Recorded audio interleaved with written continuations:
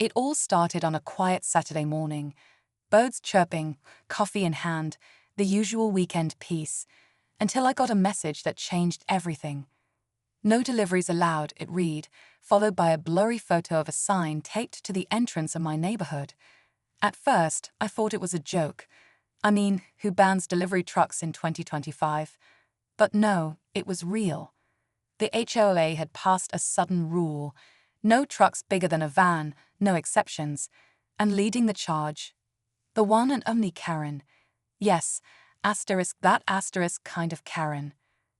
Now, I've had my fair share of weird HOA rules: paint colors, lawn height, even mailbox sizes. But this took things to a whole new level. People couldn't get furniture, groceries, or even medical supplies delivered. My neighbor Jim had to carry a new fridge down the street by himself. And Karen, she stood at the gate like a hawk, clipboard in hand, snapping photos and turning drivers away with a smirk like she was guarding Fort Knox. At first, I tried to reason with her. I calmly explained how folks were struggling, how this made no sense. But she wouldn't budge. "Rules are rules," she said, with that same smug grin. So I got creative. If trucks couldn't come in by road, maybe they could come in from the sky asterisk. I started making calls, asking around, and let's just say, things escalated quickly. One phone call turned into a favor from a friend who knew a guy with access to a helicopter. And before I knew it, we were planning a full-on airlift right into the heart of HOA territory.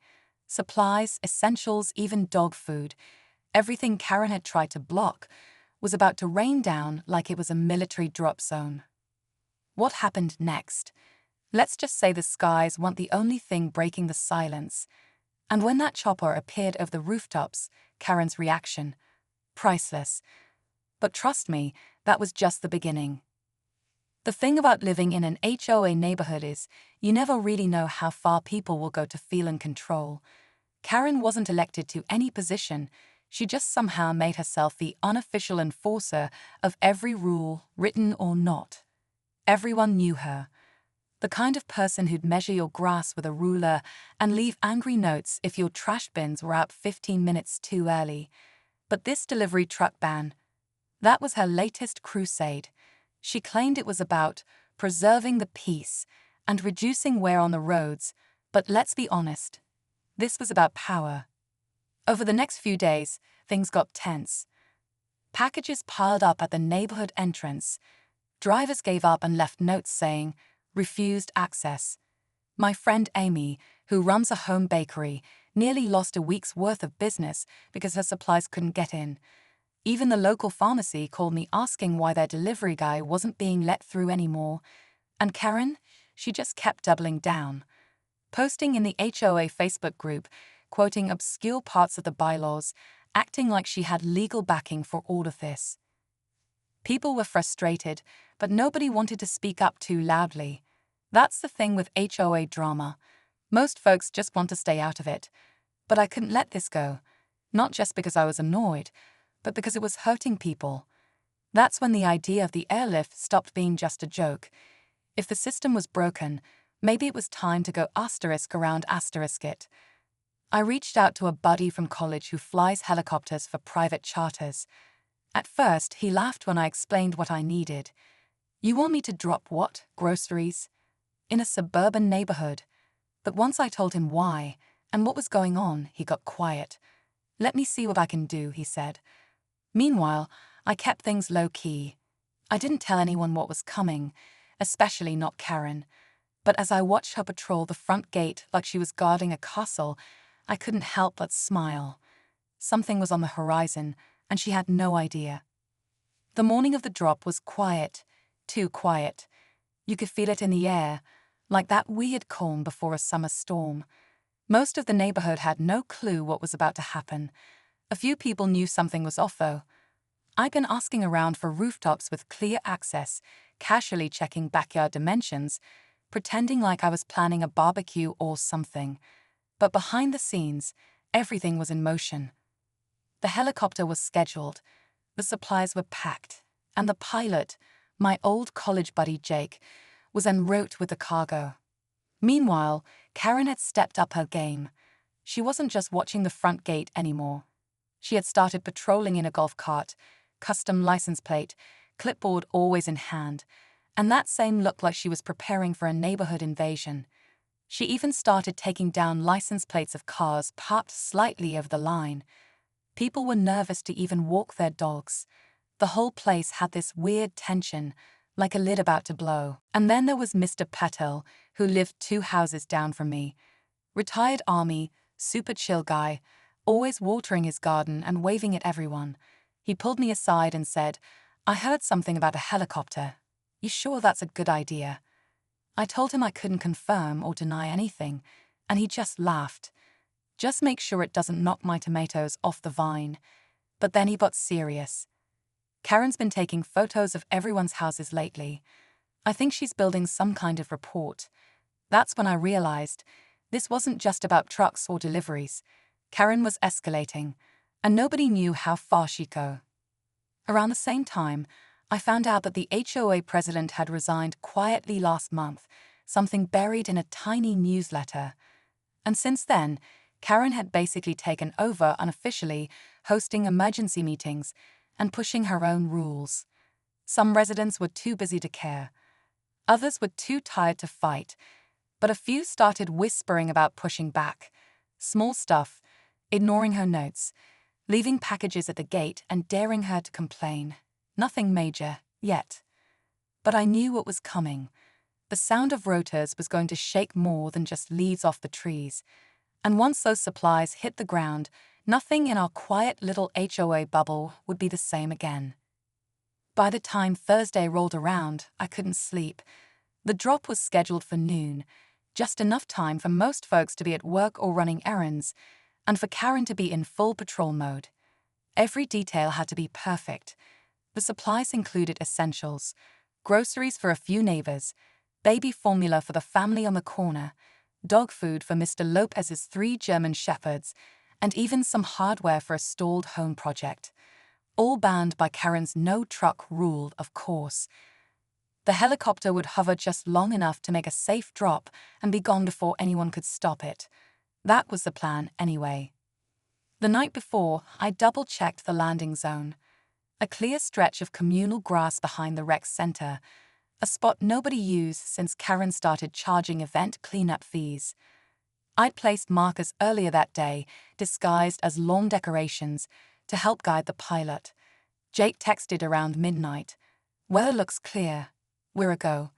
My heart started racing. This was really happening. By 11:30 a.m., Karen was already making her rounds. I watched her from my window, stopping in front of Mrs. Ling's house, snapping photos of a slightly overgrown hedge like it was a crime scene. She looked more intense than usual, eyes scanning, movements sharp, like she could sense something was about to go down. She even paused at the community board and adjusted a sign that read, "Respect the rules, we're watching." I stepped outside, trying to act casual. A few neighbors were out too, pretending to walk dogs or check mail. I could tell they were just as keyed up. We kept glancing at the sky. The seconds felt like hours. Then, just after noon, a faint asterisk thump thump thump asterisk echoed in the distance. Heads turned, windows opened. Karen froze mid-step and looked up. The helicopter crested the treetops slowly, steady, blades slicing the air like a giant warning bell. It was surreal, seeing it glide in so smoothly over our quiet little suburban neighborhood. Karen's jaw dropped. She spun around, frantically searching for someone, anyone, to yell at. Her walk turned into a jog. Her jog turned into a full sprint toward the rec center, waving her arms like she was trying to flag down a plane. But it was too late. The bird was almost in position. And just as the first crate appeared beneath the chopper, hanging by a cable, everything changed. The crate was about halfway down when the unexpected happened. A second sound started cutting through the air, different from the chopper, sharper, high-pitched. At first, I thought it was just an echo off the rooftops. But then I looked up and realized it was a drone. A big one. Not your average weekend hobby drone either. This thing had a camera rig, blinking lights, and it was circling fast. Karen had launched it from somewhere near the tennis courts. I saw her standing there, holding a remote with both hands, her eyes locked on the screen like she was playing a video game. She was filming everything. The airlift, the crate, the neighbors watching. She wasn't trying to stop the drop. She was gathering evidence. Her new angle wasn't blocking supplies, it was spinning the story, framing the whole thing as a safety violation, a reckless stunt endangering the community. Panic started to creep in.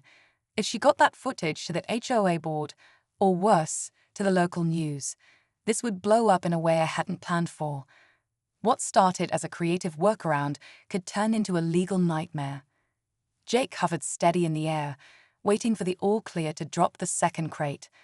I tried waving him off, signaling to pause, but it was too loud for signals now. Then another twist. From behind me, I heard tires screech. A black SUV rolled up to the curb fast, too fast for a regular resident. Out stepped a guy in a windbreaker with a badge on his belt. Code enforcement. Someone had made a call. I wasn't sure if it was Karen who'd tipped them off, or if one of the drone feeds had alerted someone higher up. Either way, things just went from wild to chaos. Jake had to keep hovering, which burned fuel fast. The crate swayed dangerously, and neighbors started backing away. The drone buzzed lower, almost too close, and Karen, still locked in her little control center, looked like she'd just won a war. But then someone else stepped forward, Mr. Petal, quiet, steady, and carrying something in his hands I never expected. He wasn't smiling. He was walking straight toward the code enforcement officer, and that's when I realized this story was far from over. Mr. Patel walked slowly but with purpose, holding a thick manila folder in one hand and a rolled-up American flag in the other. The code enforcement officer noticed him right away and paused. Everyone did. Even the drone seemed to hang in midair for a second, like it was watching too. Patel handed the folder to the officer, saying something too quiet to hear over the helicopter blades.